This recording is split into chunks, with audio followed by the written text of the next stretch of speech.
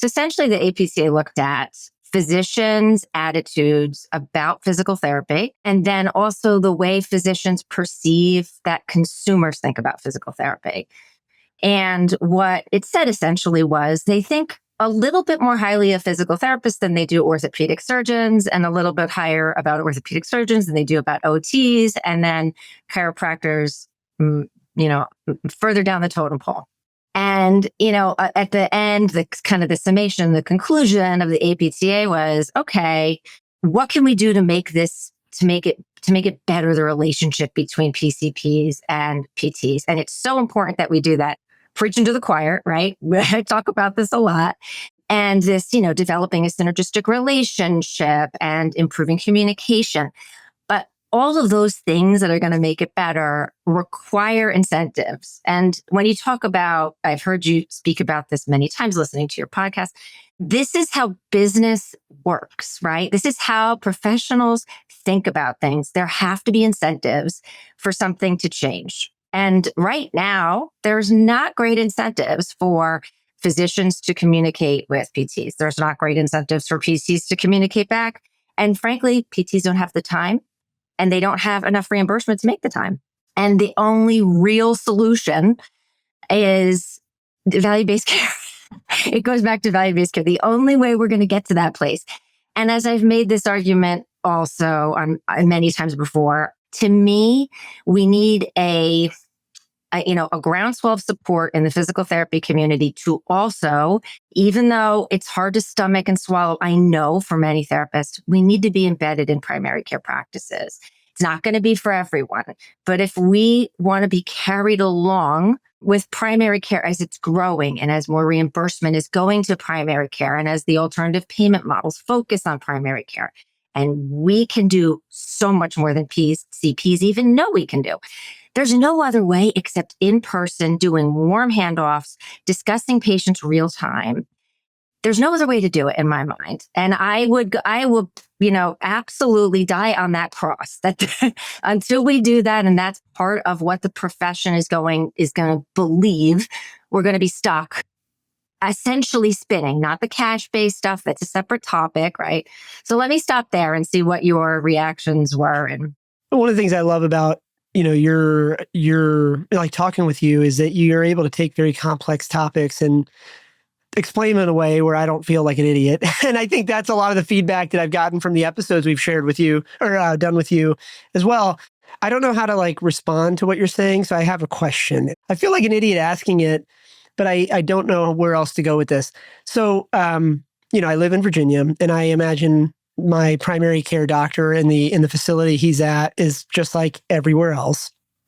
And as you're talking about this, when I think about it, and so here in Virginia, like everywhere else, like you've got health systems that take over, right? So like when I first started going to him 20 years ago, he was an independent practitioner.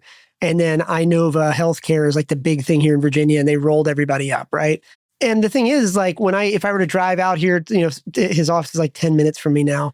And so when I go out there and it's like, hey, man, I want to get my annual physical, or hey, I want to do whatever.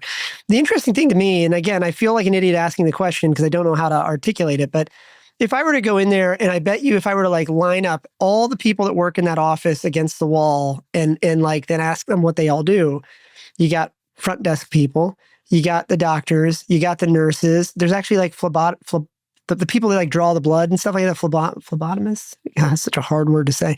I don't think I've ever seen that sort of why isn't a PT in there?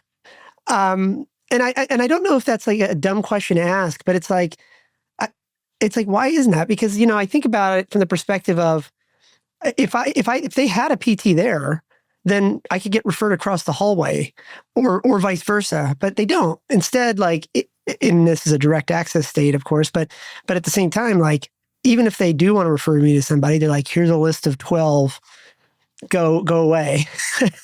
But why is that? I mean, is it is there not enough patient volume maybe? I mean, I don't know. No, not at all. It's culture and incentive. For a primary care physician, right? Their bread and butter, unless they're in value-based care relationships, is volume of visits.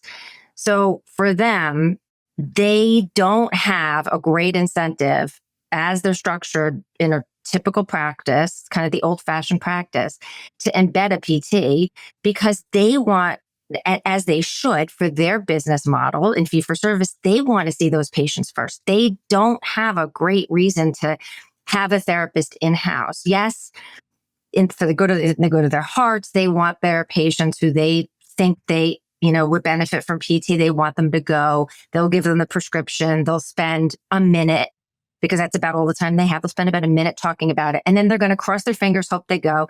And nothing negative is going to happen to them or their business if they don't. But if, right, in fee for service, if we start to think, the public starts to think about, we go to physical therapists when we have pain, when we have trouble with balance, when we need to use a walker, when we have headaches, when we have shoulder pain. There's a whole lot that's in scope for PTs. And PCPs don't want to give up those visits evaluating those patients. Those E&M codes are part of their volume. And it's somewhere around 35% probably patients that could skip the PCP and go right to the PT.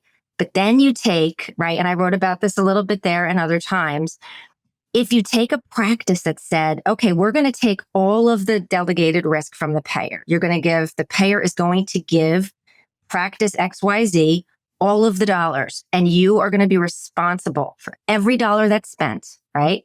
Now, they don't care about the billing because they don't want more fee-for-service billing. They want to manage patients in the best way possible. They're not making more money if they bill more.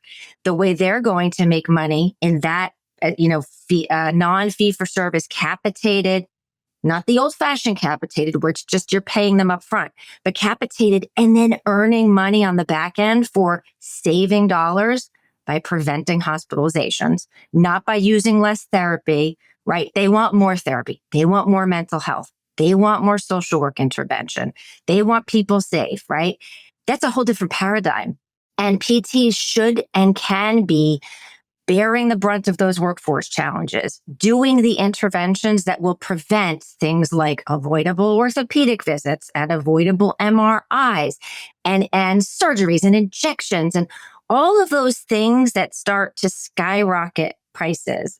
PTs and OTs, frankly, are the perfect solution to bring in-house in a PCP practice. And it'll shift the paradigm when physicians with that new incentive structure, when they see what can happen, it will change the culture. If you'd like to learn more about Strata PT and see how our EMR and RCM works, head over to stratapt.com to book a demo.